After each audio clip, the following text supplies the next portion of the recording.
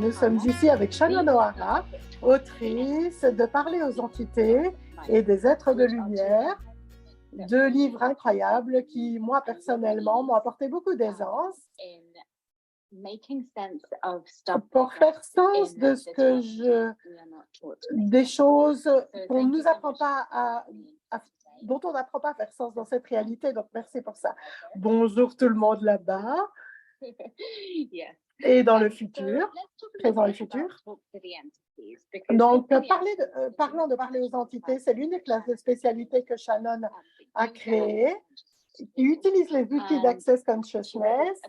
Elle a écrit ce livre incroyable sur ce sujet et je pense que ça a changé la vie de tellement de gens. Et l'une des choses dont je voudrais parler avec toi, c'est qu'est-ce qui t'a poussé à écrire ce livre? Le livre Parler aux entités est arrivé le premier et ce qui m'a inspiré, c'était probablement les entités. Je dirais que je suis co-autrice de ces deux livres, en fait. Il est arrivé dans un moment de ma vie où j'étais une jeune adulte et je voulais vraiment créer ma vie. Et je pense que probablement mon père m'a parlé d'un livre et puis ce livre venait encore et ça ne me laissait pas tranquille. Il m'a fallu beaucoup d'années pour écrire ce premier livre parce que je suis vraiment dyslexique, donc ça, c'est pas quelque chose qui me venait naturellement d'écrire. Et puis j'étais jeune et puis j'avais jamais écrit de livre avant. Et puis ensuite, ce contenu, ce thème était tellement bizarre. Et puis, il y avait beaucoup de doutes de soi, de jugement, de ne pas vouloir être vu comme folle. Donc, il a fallu des années. Ce livre a été créé à travers l'inspiration. Et chaque fois que j'avançais enfin un petit peu, je savais que j'allais dans la bonne direction et tout devenait plus aisé. Donc, ça a été une grande récompense de cette création. Je crois aussi que c'est la vibration du livre. Ça rend les choses beaucoup plus faciles quand il s'agit du monde des esprits. Pour moi, personnellement, beaucoup de choses que j'avais lues avant sur les entités, les médiums, les canalisations, les esprits, tout ça, c'était super intéressant, mais ça ne créait pas nécessairement d'aisance dans mon monde. Ça semblait compliqué. Et puis, c'était un peu ce truc, ce domaine auquel je ne pouvais pas vraiment accéder. Mais tu présentes les choses dans ce livre de manière géniale parce que ça démystifie beaucoup de choses qu'on pense qu'on ne peut pas comprendre. Et tu parles beaucoup de cela dans le livre, d'avoir plus d'aisance avec cela, de comment accéder à ce que l'on sait. L'histoire, en fait, c'est l'histoire de ma vie essentiellement. Enfin, jusqu'au moment où je l'ai écrit.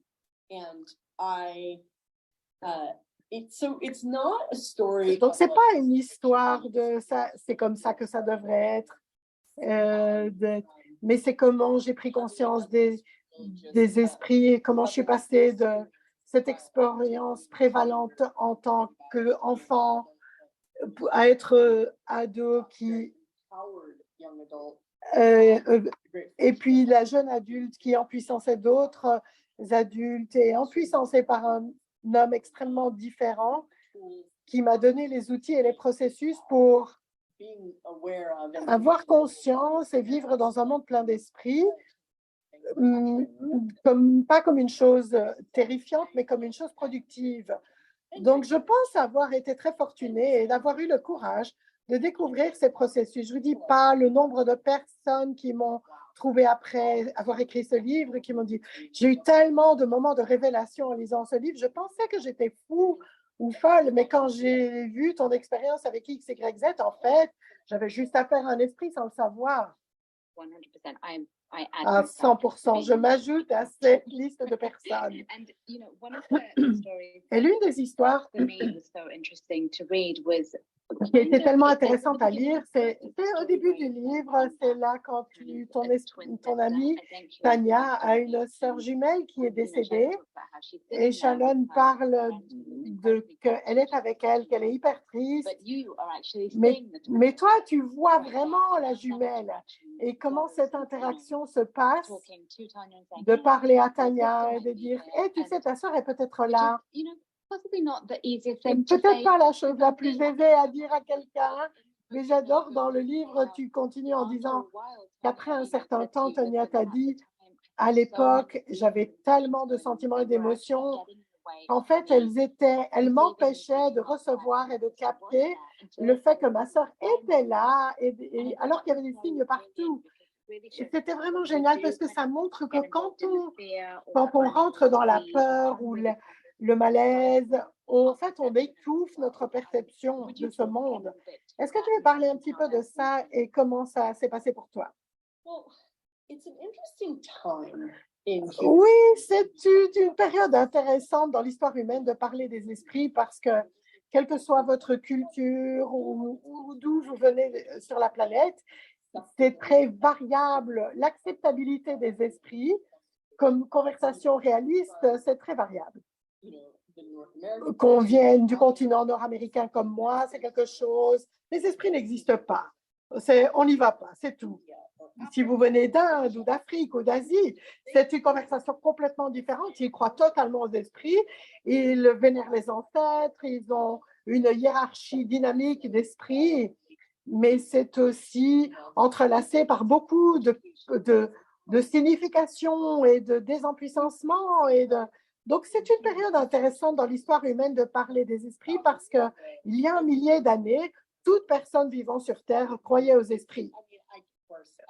Bien sûr, ce n'est pas quelque chose que je peux offrir comme un fait. Toutefois, même à l'époque de Shakespeare, il y avait des personnages dans ces histoires et ces pièces qui étaient des esprits. Donc, c'était quelque chose qui était beaucoup plus acceptable. Au jour d'aujourd'hui, la seule éducation prévalente que nous avons sur le monde des esprits est malheureusement celle qui vient des films, de la télévision, qui ne sont en général pas un empuissancement. Et l'industrie de l'horreur est une industrie de l'horreur. Et donc, le facteur de la peur est énorme et c'est multimilliardaire. Et donc, ça empêche vraiment les gens d'avoir affaire aux esprits. Quand vous regardez un film d'horreur quand vous êtes enfant, cela vous met sur une trajectoire ou une voie à résister aux entités dont vous n'avez peut-être même pas conscience. Mais quand vous avez 45 ans et que vous êtes éveillé par un esprit qui vous tire le pied dans le lit, au lieu d'avoir affaire à ce qui se présente, vous mettez ces énormes barrières, vous allez dans une réaction énorme et ça vous contrôle complètement et pas de manière très agréable. Alors que si on vous donne l'information et l'empuissancement et l'éducation de ne pas aller dans la peur et la réaction immédiate, vous pouvez potentiellement vous ouvrir aux esprits qui vous éveillent en tirant sur votre pied. C'est peut-être votre père décédé ou un autre proche qui est là pour expanser les possibilités avec vous et être une contribution et pas vous terrifier. Je vois simplement que c'est quelque chose qui est tellement handicapant pour beaucoup de gens quand ils perdent, entre guillemets, des proches. Ça amoindrit vraiment les possibilités de la vie si vous excluez l'autre vie que nous avons quand nos corps changent. J'adore quand tu parles de ceci parce que tu en parles de manière très pragmatique. Même quand on lit le livre, j'espère que vous allez le lire à un moment ou à un autre, vous remarquerez que dans chacune des histoires, on revient à ce cadeau, où c'est quelque chose qu'on peut conclure, ou quelqu'un qui peut avancer, ou quelqu'un qui reçoit de l'information qu'il attendait. Et je pense que ça peut être un peu perturbant pour les gens qui se demandent, mais c'est quoi ce cadeau? Les gens se coincent complètement avec le processus de la mort. Donc, de ce côté-ci, on a le corps et de l'autre côté, ils perdent le corps et puis on les ignore et on prétend qu'ils n'existent plus. De mon opinion, ce n'est pas une façon très saine de gérer le processus, mais c'est quelque chose qui a été hérité à travers des siècles de religion et de mauvaise éducation. Donc, le moment est venu de se réveiller à la nouvelle possibilité d'avoir conscience des esprits et qu'être un esprit n'est pas un tort. En fait, c'est peut-être une force. Et comment on apprend à être avec ça, absolument. L'une des choses que je voulais te demander aussi, c'est, tu sais, on a parlé un peu d'une mauvaise éducation. Pour moi, le livre parlait aux entités, toutes les classes qui sont disponibles sur le sujet, c'est vous rééduquer pour avoir accès à cet autre monde avec aisance et avec plaisir aussi, quelque chose qui peut vraiment enrichir votre vie.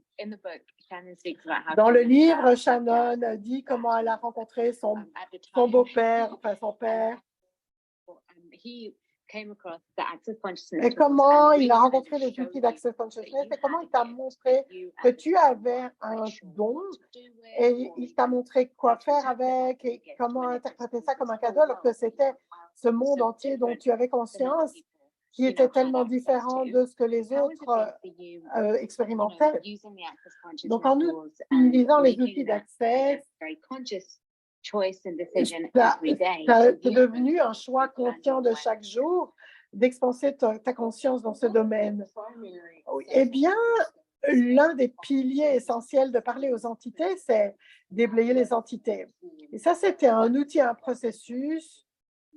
C'est l'un des outils dans la boîte à outils d'Access Consciousness. Et quand Gary m'a appris très jeune, je dirais que c'est un des premiers outils. Il n'y a rien de plus soulageant de pouvoir déblayer les entités quand on en a conscience. C'est vraiment hyper utile. Donc, cet outil, ça a été énorme pour moi et c'est énorme pour un tas de gens et pour un tas d'entités aussi qui sont simplement perdus et qui ont besoin que quelqu'un qui ait ces outils et qui les aide à changer. L'un des grands outils qui je dirais, qui ont fait de ceci un pouvoir plutôt qu'un handicap, c'est le point de vue, ou bien c'est ce truc de point de vue intéressant. Donc, plutôt que d'être hyper significatif, ce qui est tellement énorme dans le domaine des entités,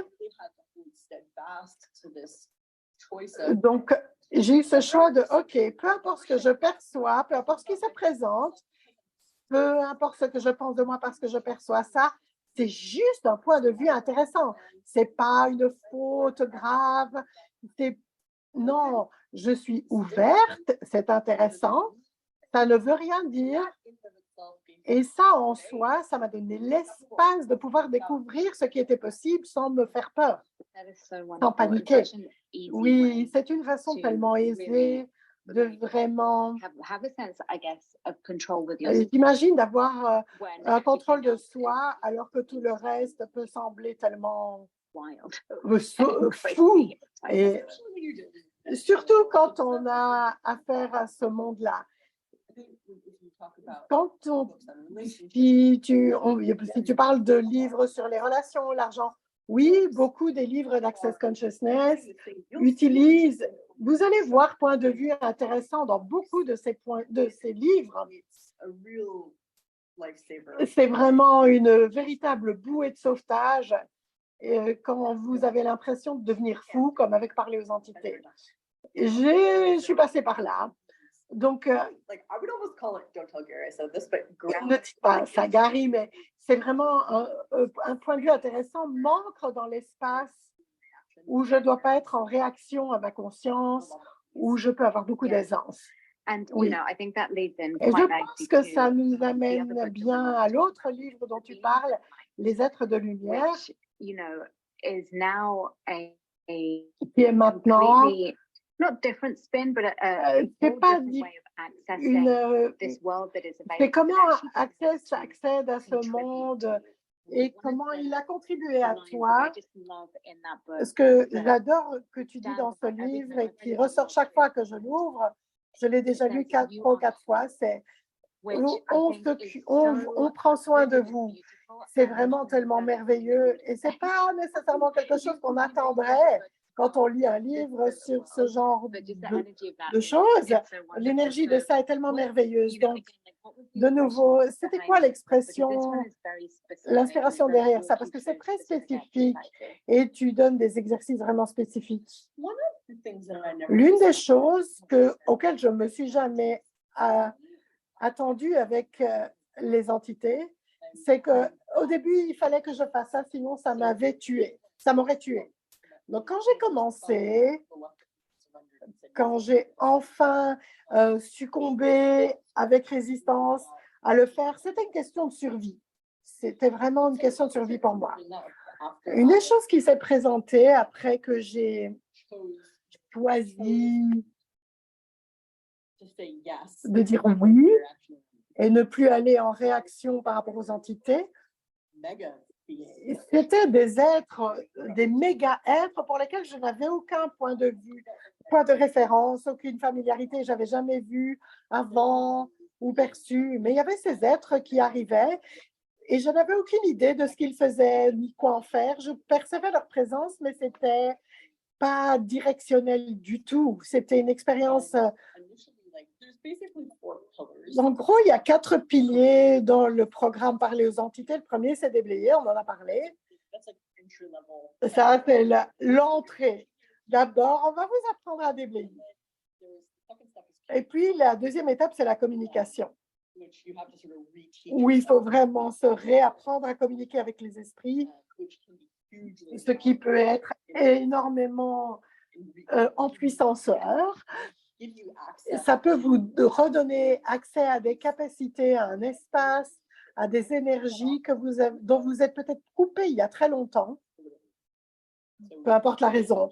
Donc, on a le déblayage, la communication. Puis, ce que j'ai découvert, c'était le recevoir. Et je ne m'y attendais pas. Je n'y étais pas préparée. Mais il y a ces méga êtres qui étaient là et qui regardaient avec moi et qui désiraient contribuer. Je les appelle des êtres de conscience. Je pense que nous les entendons souvent dans les archives humaines à travers le nom d'ange, mais je pense que c'est donc Lucifer était un ange, c'était pas forcément quelque chose de... Donc j'ai été élevée. Je n'étais pas élevée dans la religion, je viens de Californie, donc c'est une culture très non traditionnelle. Il m'a fallu découvrir ces grands êtres par moi-même. Il m'a fallu du temps. Mais ce que j'ai commencé à découvrir, c'est que mon univers entier, j'avais toujours été impactée par cette présence incroyable, mais c'était d'une façon très profonde, aisée. Il y avait une gratitude là, très enrichissante. Et j'ai découvert ces êtres, en gros, qu'on peut mettre dans la catégorie des entités. Moi, je les appelle les êtres de lumière. C'est ma terminologie, mais ce n'est pas définitif. Ils m'ont appris essentiellement à recevoir. Et c'est de ça qu'il s'agit dans ce livre, Les êtres de lumière. De lumière, ce sont des leçons. Et à travers ce livre, il y a ce sujet de recevoir qui revient encore et encore et encore. Et je pense que c'est une invitation intéressante à quelque chose qu'on ne nous apprend pas à faire de manière consciente du tout, même si on va prendre une tasse de café avec des amis et puis l'ami paye votre tasse de café. Ça vous met mal à l'aise. Oh, mais je payerai la prochaine. Combien de tout ça, c'est un manque de recevoir. Et si on pouvait recevoir plus, même pour cette petite chose. Donc, j'adore que ce livre nous apprenne à recevoir d'une façon tellement vaste. Et ce dont tu parles aussi dans ce livre, c'est la détente. Est-ce que tu pourrais parler un petit peu de ça et comment ça s'est lié au recevoir? Que les gens le réalisent ou non, peut-être si vous nous écoutez maintenant ou dans le futur, vous le savez peut-être, mais nous vivons dans un monde dominé par le contrôle. Mais en fait, c'est pas la nature la nature contrôle pas de la même façon, c'est surtout les humains. La nature s'autogère de manière très différente. Les gens font beaucoup de contrôle artificiel, je dirais. mais le prix en est élevé, la taxe est élevée. Nous perdons l'accès aux énergies naturelles de l'univers. On ne remettrait jamais en question le pouvoir de l'océan. Et on saurait que l'océan, ce n'est pas toi qui le contrôle, c'est le patron. Et donc, on a créé beaucoup de contextes et de croyances qui, malheureusement, nous font perdre accès à l'énergie. Je dis perdre l'accès à l'énergie, je pense que c'est facile de soit ne pas entendre ça ou de le mésinterpréter, mais tout dans l'univers offre et reçoit simultanément énergétiquement. Et beaucoup souffrent de cette absence de recevoir. En fait, ça impacte votre joie, votre bonheur, la joie avec le corps. Le plus grand cadeau que les entités ont été pour moi et le sont encore, c'est qu'en fait, elles ont allumé mes capacités à recevoir parce que je ne gérais pas le monde des esprits. Il a fallu que je me détende par rapport à ce qui se présentait parce que je ne pouvais pas le contrôler. J'adorais pouvoir dire aux gens, parler aux entités, ça vous donner un sentiment de contrôle et de sécurité, mais ça ne fait pas ça du tout. En fait, ça vous donne cette autre sécurité qui est la sécurité de la conscience, l'assurance de la conscience. Et franchement, je pense qu'on a perdu cette capacité. C'est merveilleux. Et aussi, en parlant de la sécurité de la conscience, pour moi, ça a été un cadeau énorme avec tous ces livres parce qu'on ne doit jamais chercher en dehors de soi une source. C'est vous devenez la source de votre propre conscience et de vos choix. Vous êtes votre propre inspiration. Et donc, est-ce que tu pourrais nous parler de cette aventure de ne jamais renoncer? Pour moi, c'est tellement fondamental. Quand quelque chose arrive, qui est peut-être difficile ou qui nous met mal à l'aise, mais on n'est pas en tort parce qu'on vit ça, non. C'est pas un signe d'interdiction, mais plutôt quelque chose qu'il faut où on doit se détendre. Et donc, il y a tellement de conversations autour du monde des esprits. OK, c'est inconfortable, c'est intense, renonçons et éloignons-nous. En fait, ce dont toi tu parles, c'est de ne pas renoncer.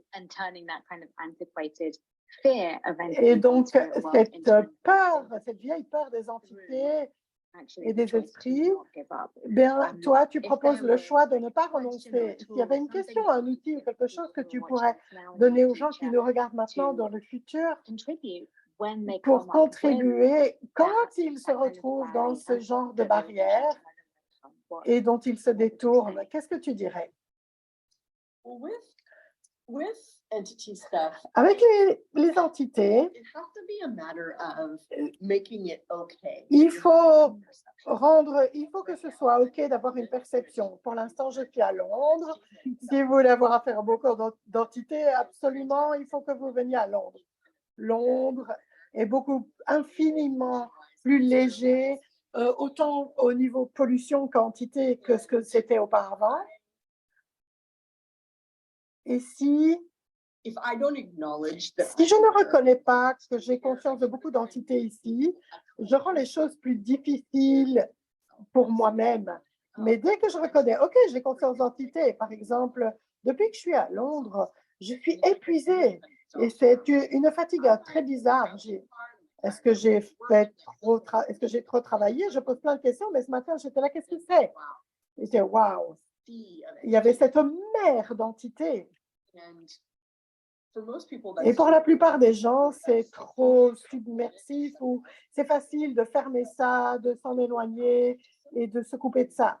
Mais retrouvez dans votre vie un moment où quand vous étiez enfant, peu importe l'âge que vous aviez, il y a eu probablement un moment où vous avez eu une expérience des entités, que ce soit avec un ami imaginaire, par exemple. Je mets des guillemets je ne veux pas dire un ami que que vos parents ne pouvaient pas voir et qu'on vous a dit qu'il était juste imaginaire. Ça peu importe l'entité. Et en fait, il y a un choix qu'on fait à ce moment-là qui nous met sur une voie d'avoir de l'aisance avec les entités ou pas. Et à un moment donné, si vous avez décidé que je ne veux jamais avoir conscience de ça, ma mère ne croit pas à ça, donc il faut que je sorte ça de mon univers, peu importe la réaction qu'on fait initialement, qui ne nous permet pas essentiellement de développer nos capacités à inclure les entités. Chaque fois que vous dites oui à votre conscience, mais vous ne savez pas comment gérer les choses au début, la conscience devient plus forte. Chaque fois que vous désavouez ou rejetez la conscience, je dois être folle, je ne perçois pas vraiment les esprits, c'est sûrement moi c'est moi qui dois être folle quand j'entends des voix. Et si ce n'était pas vrai, si vous aviez conscience des entités et que les voix que vous entendez, ce sont des entités qui vous parlent et que ce sont les autres qui ont un problème avec ça. Donc, un outil vraiment de base, c'est de vous autoriser à savoir ce que vous savez.